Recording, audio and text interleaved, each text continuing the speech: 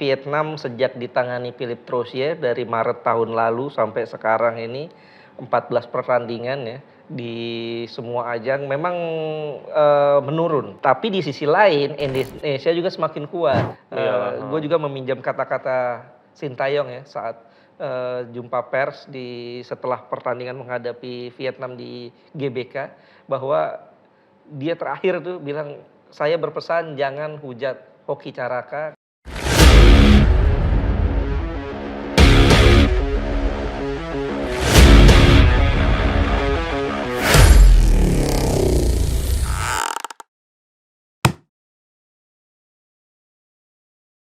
Hai, selamat datang di podcast Ruang Ganti. Dan kali ini kita sudah kedatangan pengamat sepak bola kondang tanah air ya, yaitu Bung Abdul Haris. Apa kabar, Bung Ais? Alhamdulillah baik, Karo. Baik ya, puasa lancar ya? Lancar insya Allah. Ya, jadi Oke Zoners, Bung Ais ini sekarang lagi disibukkan dengan konten tendangan bebas Bung Ais ya sekarang.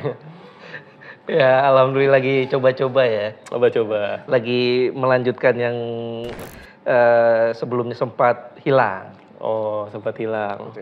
Nah, kalau misalnya Bung Ais ini sibuk dengan yang namanya tendangan bebas Bung Ais, kalau timnas Indonesia punya yang namanya lemparan bebasnya Pratama Arhan, di mana itu membuahkan gol bagi timnas Indonesia ketika menghadapi Vietnam di leg pertama hitungannya ya. Ya, di GBK. Sebetulnya sih kalau kita nilai bukan leg 1, leg 2 ya. Iya, karena ini kan bukan fase knockout. Tuh.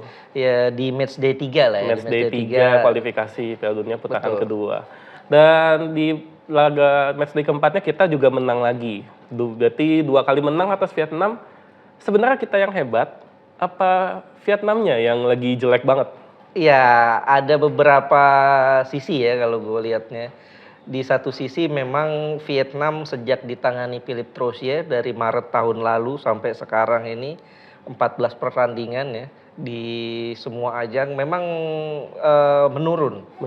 Ya, dari segi ranking menurun, dari segi performa menurun, dan dari 10 pertandingan 14 pertandingan di era Philippe Troussier juga mereka mengalami 10 kekalahan ya, termasuk kekalahan 0-3 dari tim nasional Indonesia. Dari situ memang terlihat bahwa gaya main Park Hang-seo dengan Philippe Troussier ini agak beda. Pendekatannya beda. Kalau Park Hang-seo dia lebih mengedepankan pertahanan dulu, defense-nya kuat dulu. Biasanya dia pakai pola 5-3-2 atau 5-4-1 ya. Defense-nya kuat, serangan balik dan ngeyel. Ngotot. Selain itu juga ada provokasi-provokasi. Nah, kalau di eranya Philippe Troussier mereka memainkan pola yang lebih Eropa, lebih bermain cantik, lebih bermain ball possession. Tapi justru ini jadi makanan empuk buat Indonesia karena tidak ada provokasi lagi, tidak ada rasa ngeyel lagi. Ini yang membuat Indonesia lebih berkembang. Tapi di sisi lain Indonesia juga semakin kuat. Kita dapat support beberapa pemain tambahan ya, naturalisasi. Pemain diaspora ya. Pemain diaspora, apalagi terakhir ada Tom Hai, kemudian juga Ragnar Oratmangun. Ini bikin permainan Indonesia semakin variatif dan semakin berkelas lah. Semakin kaya jadinya. Betul. Ya. Tapi gue mau ke match day 3 dulu ya. Gue mau fokus ke babak pertama karena kebetulan kita juga ada live reaction dan kita menonton tuh rasa-rasanya kok nggak meyakinkan ya timnya Sintayong untuk babak pertamanya aja ya. Ya. Sebenarnya apa yang terjadi itu? Kalau gue pikir Sintayong agak sedikit kaget ya. Agak sedikit kaget. Para pemain juga agak kaget dengan permainan dari Vietnam. Vietnam langsung ngepres. Ya, ngotot ya. Ngotot. Mereka di babak-babak awal tuh langsung ngepres, langsung memberi tekanan ya, high press mereka lakukan, dan ini bikin para pemain agak sedikit kaget. Kemudian juga persiapan Indonesia ini kan cuma 3 hari. Tanggal 18 kumpul, 19, 20, 21 udah main. Artinya memang tentu bukan hal mudah ya. Kita bukan pemain-pemain Eropa yang kayak Brazil yang langsung kumpul langsung jadi. Itu pun sebetulnya mereka nggak langsung jadi juga ya, karena butuh chemistry, butuh taktikal, pemahaman taktikal dan lain-lain. Dan itu memang yang diakui oleh Sintayong bahwa kenapa menurun performanya, karena memang persiapannya sangat minim sekali. Dia juga mengaku itu ya? Dia mengaku itu.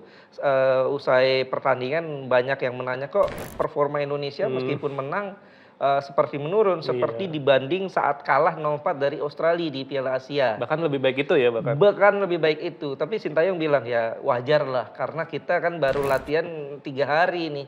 18, 19, 20, kemudian 21 udah main. Kemudian juga ada beberapa pemain yang tidak ada kan, ada Jordi Amat, Elkan Bagot juga tidak ada. Artinya ini yang bikin timnas juga bisa dikatakan agak pincang, agak timpang ya. Ini timpang. yang bikin mereka agak sedikit tertekan di babak pertama. Untungnya ada Jai Ijes, ini pemain penting sih menurut gue ya, karena Jai Ijes ini dia tenang sekali, usianya masih muda kan, 22, 23 ya. Ya, kemudian juga tenang, visi bermainnya bagus, sehingga walaupun dapat berbagai tekanan kita masih tetap clean sheet. Ya, salah satu gerakan di babak keduanya ya, ketika kelas. dia nge-capping Betul. satu pemain Vietnam dengan Betul. kelas banget Kelas ya. banget itu. Terus gue mau lanjut. Pada akhirnya di match itu kita menang 1-0 dan kita bertolak ke Hanoi. Masalahnya kita ke Hanoi pun juga banyak masalah nih, karena tiba-tiba ada beberapa pemain yang mengalami demam ya sebenarnya ya. 5 katanya ya. 5 pemain ya. Tapi pada akhirnya kita menang dan bahkan membantai Vietnam. Sebenarnya ini apa yang menjadi titik baliknya? Iya, ini kalau gue pikir memang permainan Indonesia dengan adanya Tom Hai, kemudian juga ada Ragnar Oratmangun, ini semakin terlihat kreasinya ya, terutama Tom Hai. Tom Hai ini walaupun melakukan debut, dia bisa mengkoordinasikan lini tengah dengan sangat baik sekali. The Professor. Betul. Dia visi bermainnya jelas, umpan-umpannya cantik, dan gol pertama kan umpan dia kan, dari sepak pojok. Di sisi lain juga kalau kita nilai permainan dari Vietnam sebetulnya nggak jelek-jelek amat, cuman mereka finishing touch-nya tuh hancur banget. Nguyen Tien Linh tuh sempat one on one ya sebenarnya. Betul, hancur banget. Kalau seandainya ada satu aja itu peluang dari Vietnam masuk, mungkin ceritanya lain. Ceritanya beda. Mungkin mereka akan semakin termotivasi, pressure kepada para pemain timnas akan terasa. Untungnya itu. Untungnya setiap peluang pemain-pemain kita rata-rata masuk. Kalau kita nilai peluang kita tuh nggak banyak loh. Kalau kita lihat hanya ada 4 shot on target dan 3 jadi gol. 1 itu nggak jadi gol yang Ragnar Oratmangun yang sudah dapat umpan terobosan ya. Sementara Vietnam ada 3 on target yang 3-3-nya nggak jadi gol. Kalau yang gue catat babak pertama setidaknya ya, Nguyen Tien Linh tuh 2 kali. Ya. Satu yang free header itu tuh. Betul. Tapi ke tengah. Nah yang kedua off the ball-nya bagus banget ya. Off the ball bagus, dapat terobosan, one on one sama Hernando, tapi bolanya melenceng bolanya. Itu dia yang gue pikir jadi satu berkah juga buat Indonesia. Kalau seandainya ada satu aja peluang Vietnam masuk tuh ceritanya lain. Dan pada akhirnya kita yang menang ya pada akhirnya. Betul. Tapi gue penasaran satu deh, mungkin juga netizen juga penasaran. Soalnya Vietnam ini kenapa pemain seperti Nguyen Quang Hai itu nggak main ya? Dalam 2 match ini ya, dia ada di bench loh tapi nggak dimainin. Apakah dia skemanya nggak cocok dengan Torsia? Padahal kita tahu dia salah satu pemain yang bahkan disebut Messi Asia Tenggara. Ya ini sebetulnya bukan pertanyaan Koro doang ya, tapi pertanyaan publik Vietnam juga semua bertanya-tanya kan. Bahkan sempat viral bagaimana wajahnya si pemain ini ya. Nguyen Quang Hai. Betul, yang disorot karena sudah sempat pemanasan tapi nggak dimainin juga.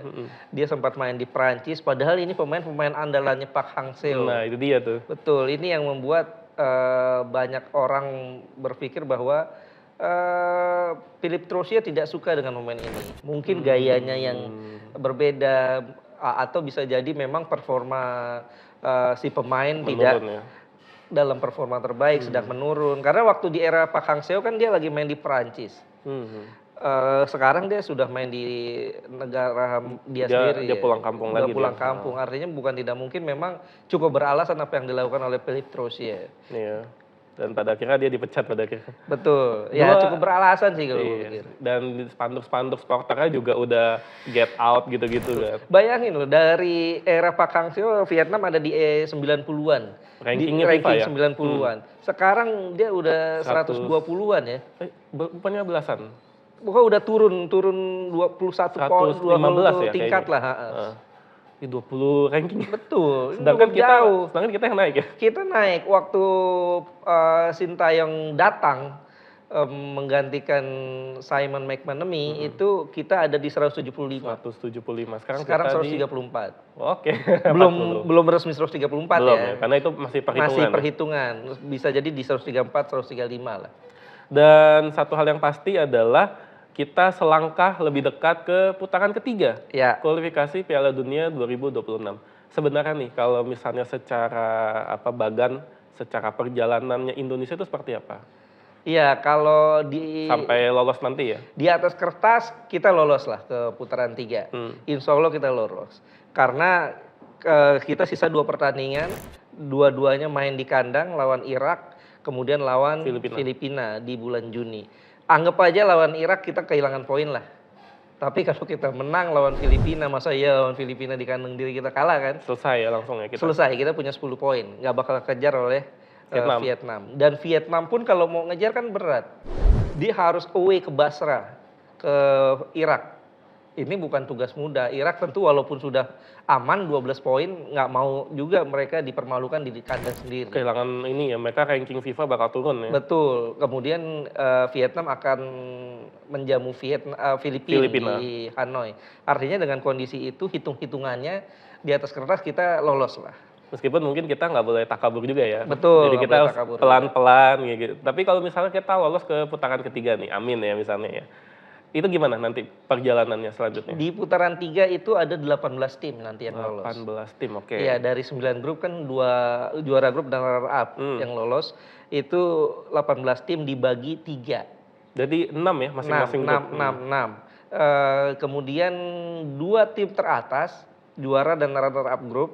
Artinya ada 6 jatah tiket 6 jatah. langsung lolos ke Piala Dunia. Amerika, Meksiko dan Kanada. Ya, kita sebut Amerika lah. Oke.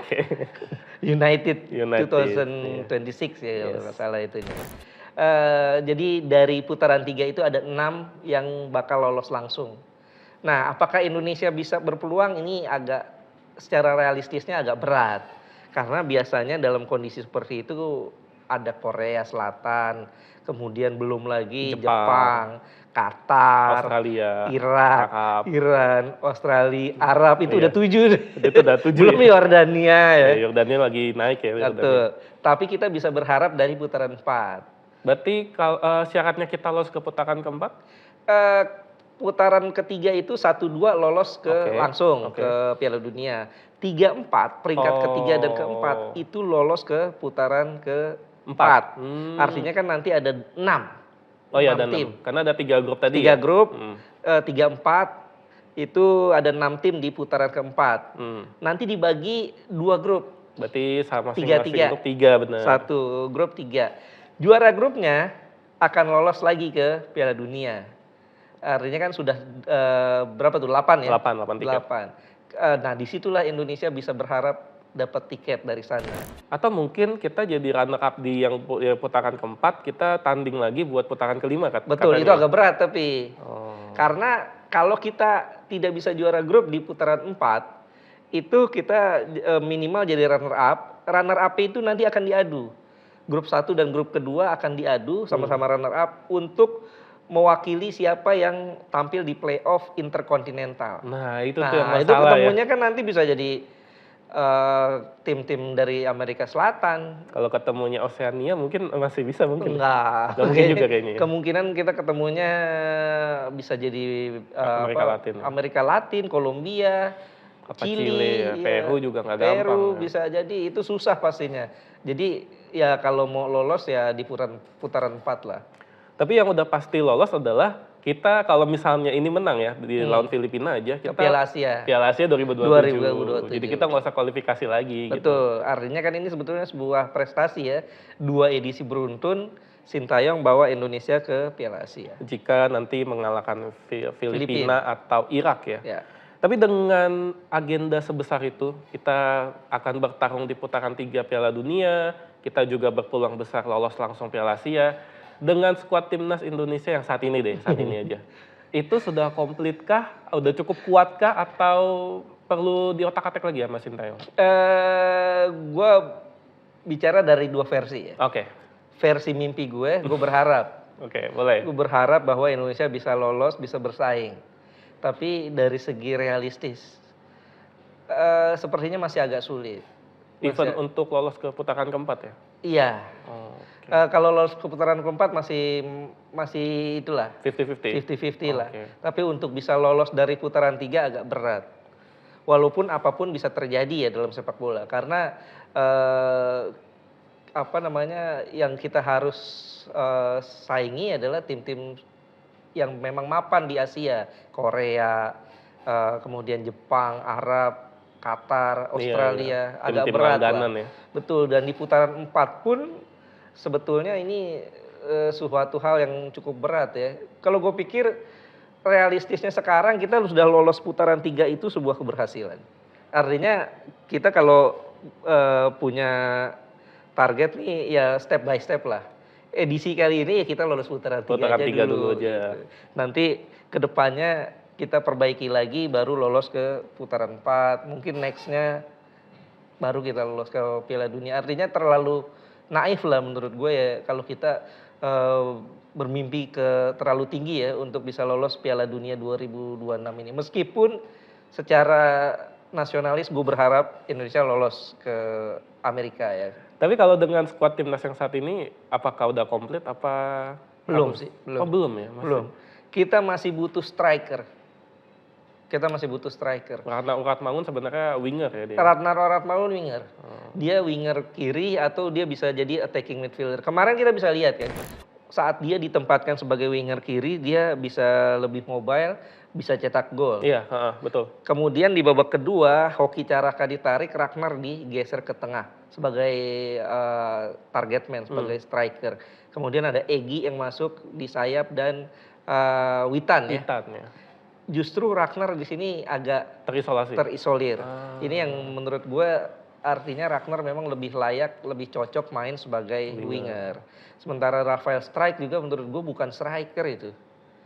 Dia juga aslinya kan winger juga. Sama ya. Sama dengan Ragnar Oratmangun. Gue berharap sebetulnya kemarin Ramadan Sananta itu yang lebih dikasih jam main lebih banyak. Karena karakter striker yang cukup kuat di Indonesia sekarang saat ini ya itu Ramadan Sananta. Sementara Hoki memang punya potensi, tapi belum mencapai untuk bisa jadi andalan lah. Dia untuk di masih timnas. 19 tahun kan? Iya. Masih sangat muda gitu Sangat sebenarnya. muda. Meskipun dia dihujat banyak ya sebenarnya. Gue berharap sih apa yang ditunjukkan oleh Hoki ini jangan ada hujatan lah. Gue juga meminjam kata-kata Sintayong ya saat jumpa pers setelah pertandingan menghadapi Vietnam di GBK, bahwa dia terakhir tuh bilang, saya berpesan jangan hujat Hoki Caraka karena dia masih muda, masih punya potensi.